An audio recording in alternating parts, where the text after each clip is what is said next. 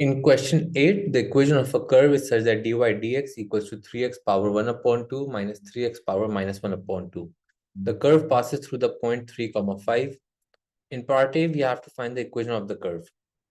Now, to find the equation of the curve, we'll integrate the expression for dy dx. So initially, we'll first write it as dy equals to 3x to the power 1 upon 2 minus 3x to the power minus 1 upon 2. We'll bring the dx on this side. Now we will add the integral sign to both the sides. So after adding the integral side, we'll integrate both of the expressions. Integrating dy, this will become y equals to, so when I increase the power of 1 upon 2 by 1, this becomes 3 upon 2, and we'll divide this by 3 upon 2, minus increasing minus 1 upon 2 by 1, that will become 1 upon 2, and we'll divide the new power, which is 1 upon 2, and add a constant. Simplifying this, we can write this as 2 times 3 is 6, and 6 upon 3 will become 2. So this will be 2x to the power 3 upon 2 minus 6x to the power 1 upon 2 plus c. Finally, to find the value of c, we'll use the points 3, 5.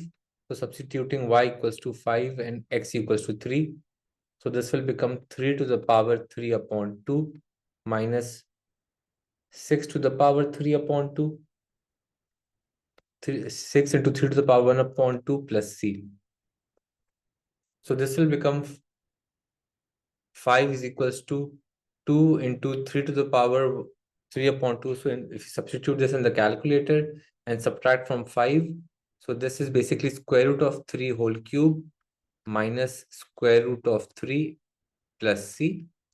So c will be equals to 5 minus 2 into square root of 3 whole cube minus 6 square root of 3 plus c.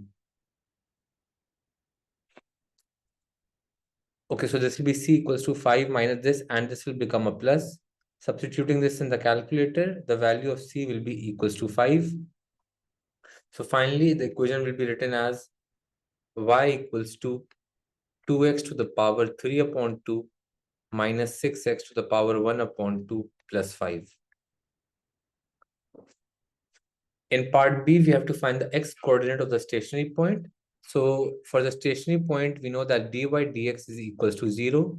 So the expression for dy dx in the question was 3x power half minus 3x power minus half. So 3x power 1 upon 2 minus 3x to the power minus 1 upon 2 will be equals to 0. Taking the minus 3x to the power minus half on the other side, this will become 3x power half will be equals to 3x to the power minus half. 3 and 3 will cancel out. So we will write this as x power 1 upon 2 will be equals to 1 upon x to the power 1 upon 2. Multiplying x power half by x power half. So multiplying x power half by x power half, that will be equals to 1. So when we multiply, the powers add, which means 1 upon 2 plus 1 upon 2 is 1. So x to the power 1 will be equals to 1. So the x coordinate will be equals to 1.